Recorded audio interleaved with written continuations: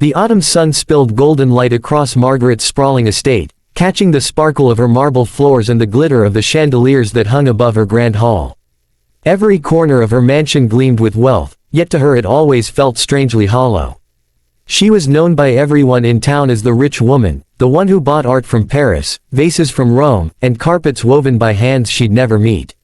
Yet despite all her possessions, Margaret often caught herself staring out the tall glass windows at the garden, feeling as though something important in her life had slipped away long ago.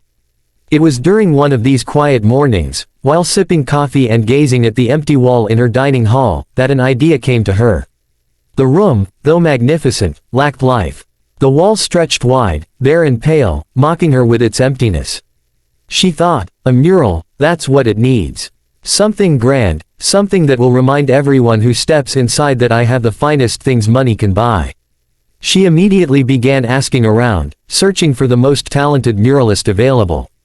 Friends suggested younger artists with reputations for bold, fashionable styles, but a name kept surfacing from the lips of older townsfolk, Thomas, the old painter. They said he had once been celebrated, a man with brushes that could breathe life onto walls. Now, he lived quietly on the edge of town, barely scraping by with small commissions. When Margaret first saw him, she nearly dismissed the idea. Thomas was frail, his back bent with years, his clothes worn thin, and his paint-stained hands trembling as though time itself had tried to steal them from him. His hair was silver, his eyes clouded with age, but when he looked at her, there was something in his gaze that unsettled her. It wasn't deference to her wealth, nor hunger for her money. It was calm, steady, as if he had already seen her far more clearly than she wanted anyone to. "Are you sure you can handle this?" Margaret asked, her tone polite but edged with doubt. Thomas simply smiled, his voice soft yet steady. "Art isn't about what I can handle, madam. It's about what you are willing to see." The words lingered with her, though she brushed them aside quickly. "Very well. I want something magnificent. Something that will make this hall unforgettable."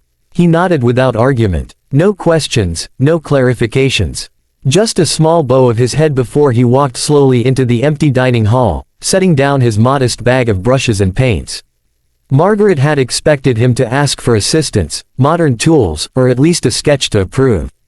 Instead, he closed the doors behind him and began to work in silence.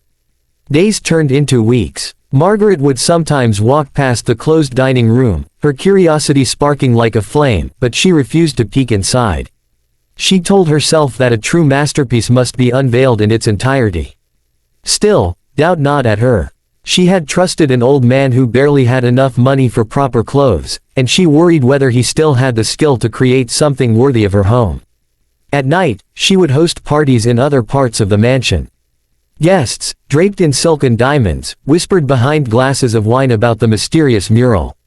A grand unveiling, Margaret told them confidently, though inside she felt uncertain. It will be the crown jewel of this house. She wanted desperately to believe it. Meanwhile, Thomas painted. He worked long hours, even when his hands trembled so much he had to pause and steady them. His eyes, though dimmed by age, saw with clarity beyond appearances. He mixed colors slowly, carefully, as though every stroke carried a story, every shade a memory. The servants sometimes passed by and overheard him, humming softly, lost in a rhythm that seemed more prayer than song. Margaret grew restless. She began imagining what the mural might be, perhaps a lavish garden scene filled with roses and marble statues, or angels with golden wings rising toward heaven. She pictured jewels, fountains, endless beauty. It would reflect her success, her wealth, her place above the ordinary world. That was the kind of mural she expected, the kind she believed she deserved. But unease crept into her heart whenever she remembered the old painter's eyes. They were too knowing, too piercing. On more than one occasion, she found herself standing by the closed door, her hand on the knob, tempted to open it just a crack. Yet something stopped her. She wasn't sure if it was discipline or fear. The final morning arrived unannounced.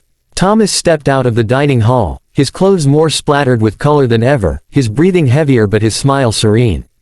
"It is finished," he said simply. Margaret's heart leapt into her throat. The servants gathered, whispers filling the hall as she placed her hand on the door. This was the moment she had been waiting for, the moment that would prove her vision right, or shatter it entirely. She pushed open the door, the hinges creaking as the sunlight spilled inside, illuminating the vast wall that had once been bare. Her eyes fell on the mural, and before she could stop herself, a scream tore from her lips, echoing across the marble floors of her mansion. Margaret's scream hung in the vast dining hall, sharp and trembling, as though the mural had torn open something far deeper than a wall. Servants froze in the doorway, their faces pale with confusion, while Thomas stood quietly to the side, his brush-stained hands folded in front of him, his eyes calm as though he had expected this moment all along.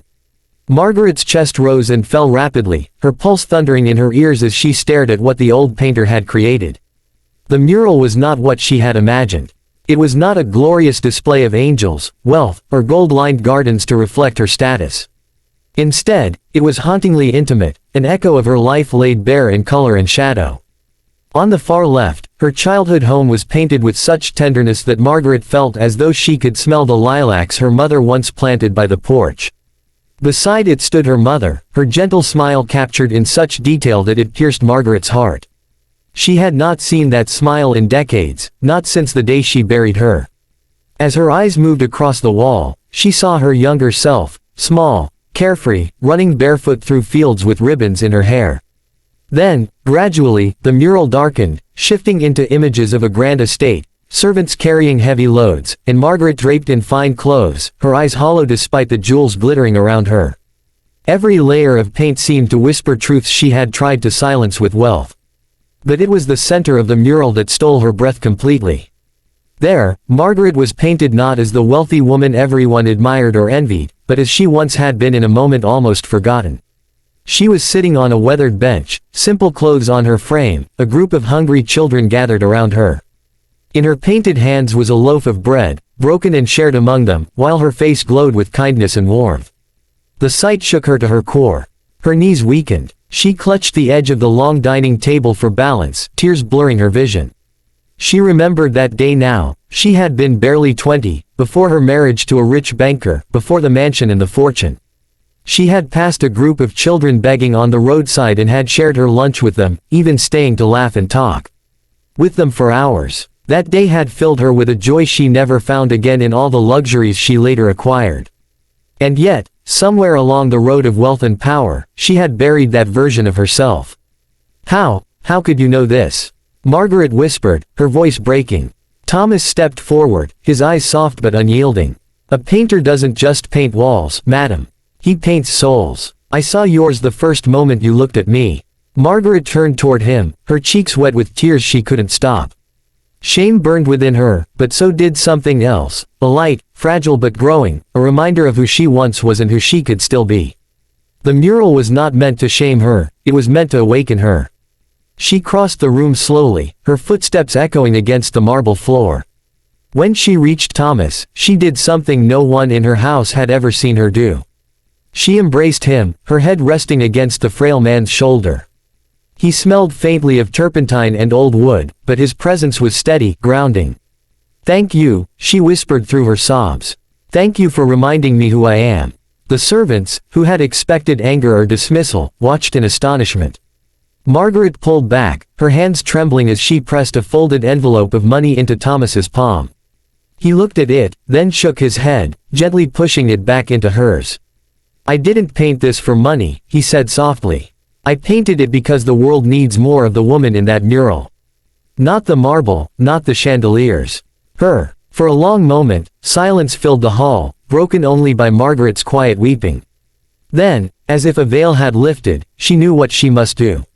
From that day forward, Margaret's mansion was no longer just a place of luxury. She opened her doors to the poor, feeding hungry families in her dining hall beneath the mural.